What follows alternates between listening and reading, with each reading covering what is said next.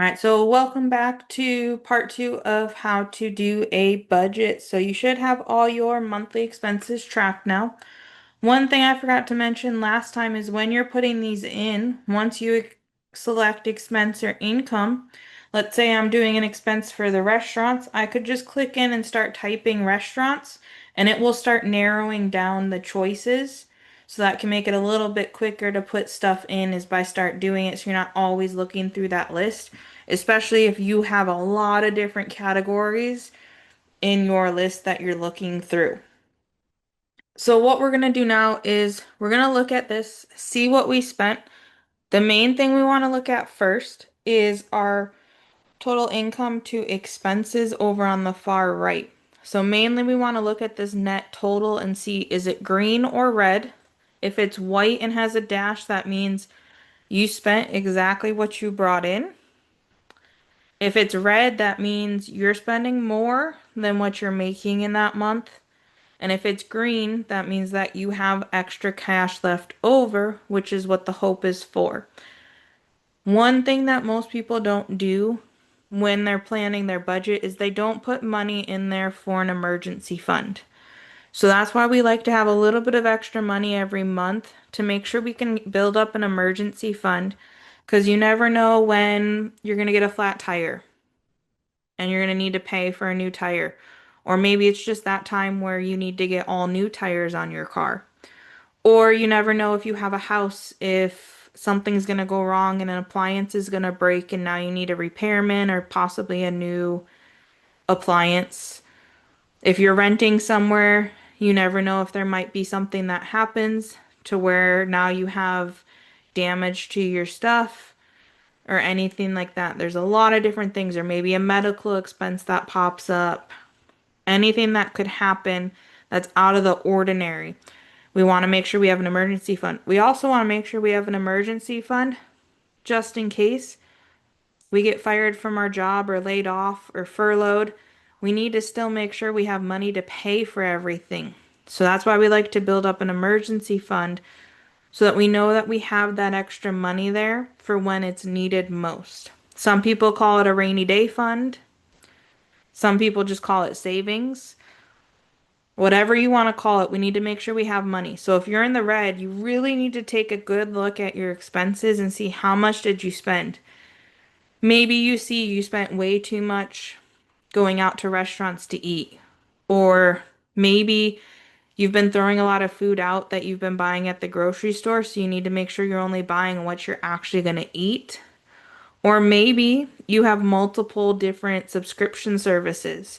So maybe you have Netflix, Disney Plus, HBO Max, Peacock, and any other ones to where maybe you need to limit and be like, do I really need all of these or can I get rid of some to limit what I have? The next part of this is we're going to take our monthly expenses and we're going to now make it into our monthly budget. The thing we have to remember though is depending upon the month that we're in, it may not have all of our expenses that we have in every month.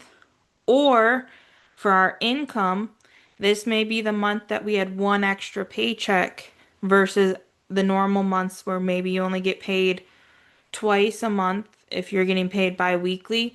It's usually two times a month, and a couple months out of the year, it's three times. If you get paid weekly, there's a few months that you get paid 5 days instead of 4 days. So you need to also look at that to see, is this the normal amount that I get paid for a month, or is this more than what I can expect in a normal month? So that we make sure we're not making our budget unrealistic. So what you can do is to make it a little easier if you don't have two screens or anything is you can click the view button, and then from view we're going to hit new window, and that's going to open up a second window for us. So then on the top here I can drag and click and drag it off to the side so that it shows that it's going to take up half my screen, and then choose that other one to take up the other half of the screen. I'm going to keep the one on the left on my monthly tracker tab, but I'm going to change the one on the right to my budget tab. So now I'm going to start working on my budget. So I'm going to look at the totals for the different expenses and different incomes here. on my monthly tracker. So for my job one, I'm going to start with my income. For job one, that is 4 paychecks a month that I got, and that's normal. There's a couple months I get five, so we're not going to include that fifth paycheck in our budget.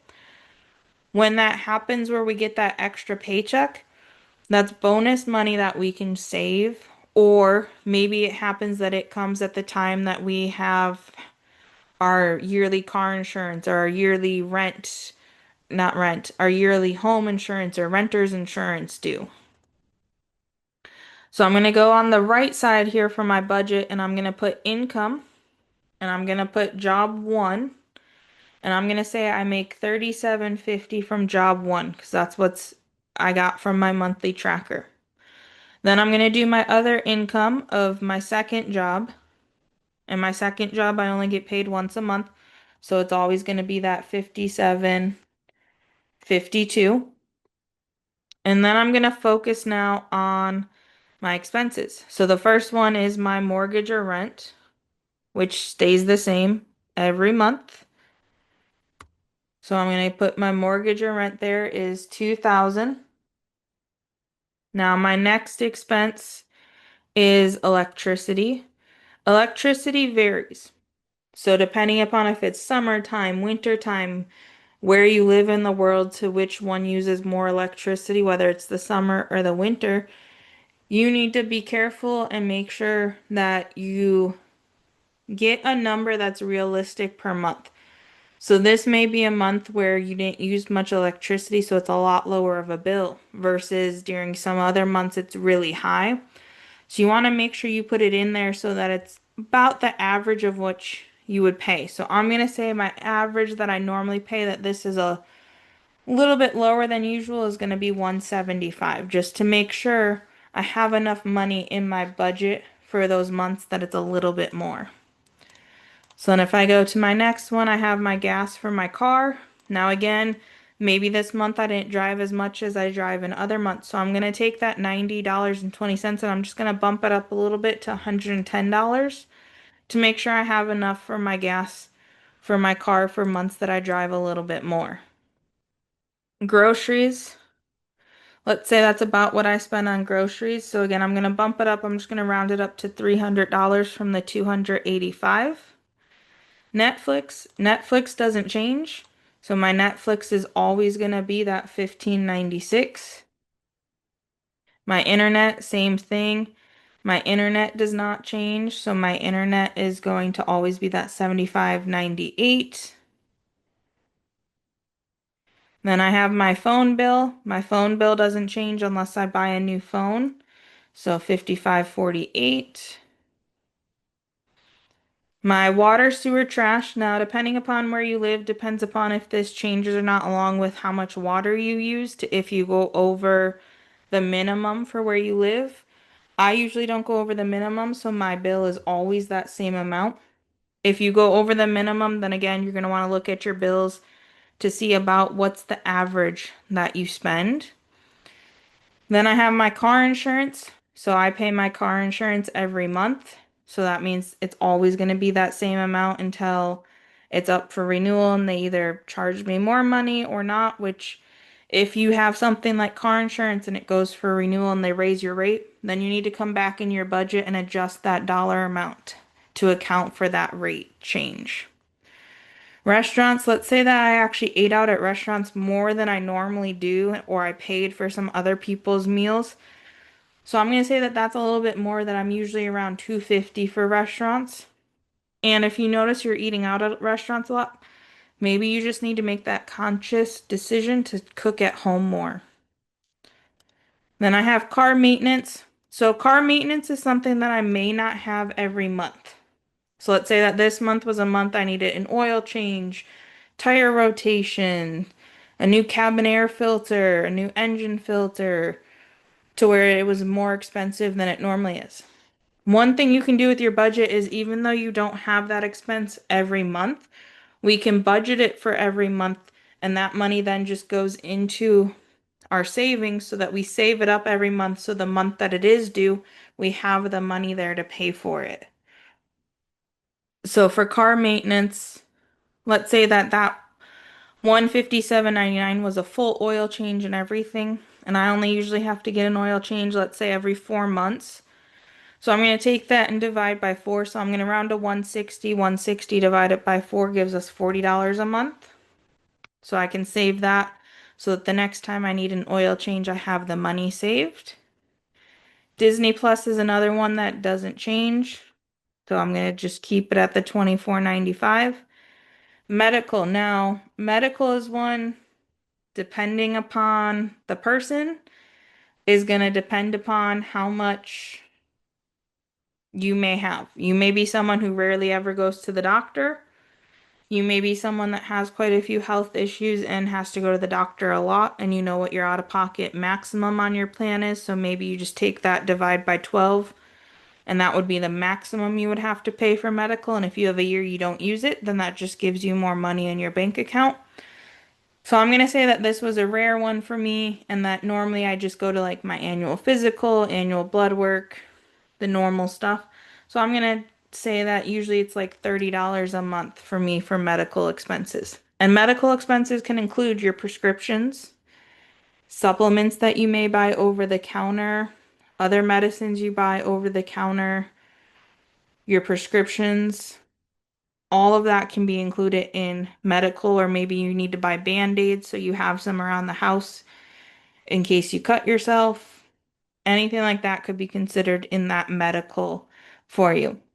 So once we have all of it over from our other side, what we need to do is we need to pay attention and see, is there anything that I maybe only pay once a year or twice a year? So maybe if you have a house, you pay your home insurance once a year and your property taxes once a year. So you need to take that amount and divide by 12 to get how much are you going to have for every month in your budget. Maybe you have renter's insurance that you pay once a year. So you're going to need to take that amount and split it up.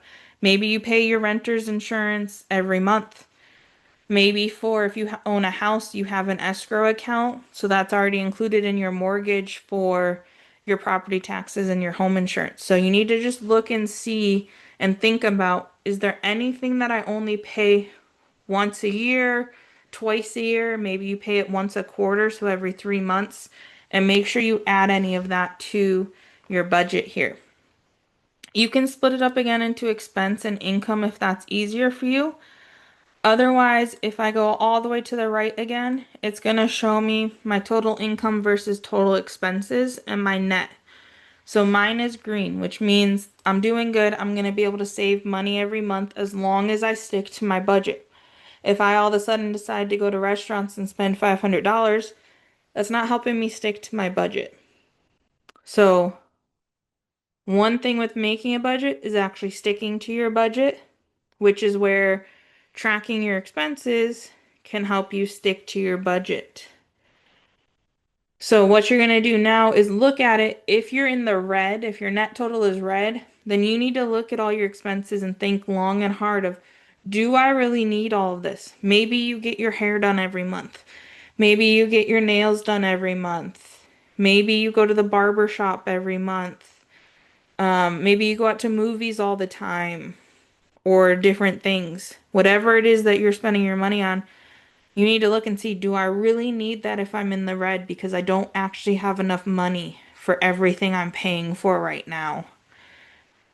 So you need to pay attention to everything you're spending on, along with you may be having money where you're spending on debts. Maybe you have a car payment, you have student loans, maybe you've built up some credit card debt, so you need to pay off your credit card debt. Anything like that, all of that needs to be included in your budget to make sure that you have everything accounted for to know, do I actually make enough to pay for everything? So go ahead and get your budget done and then stick to your budget. In our next video, part 3, we're going to go over the final step for our budget and what we do in order to keep track of it, revise it, see if we need to make any adjustments as we go.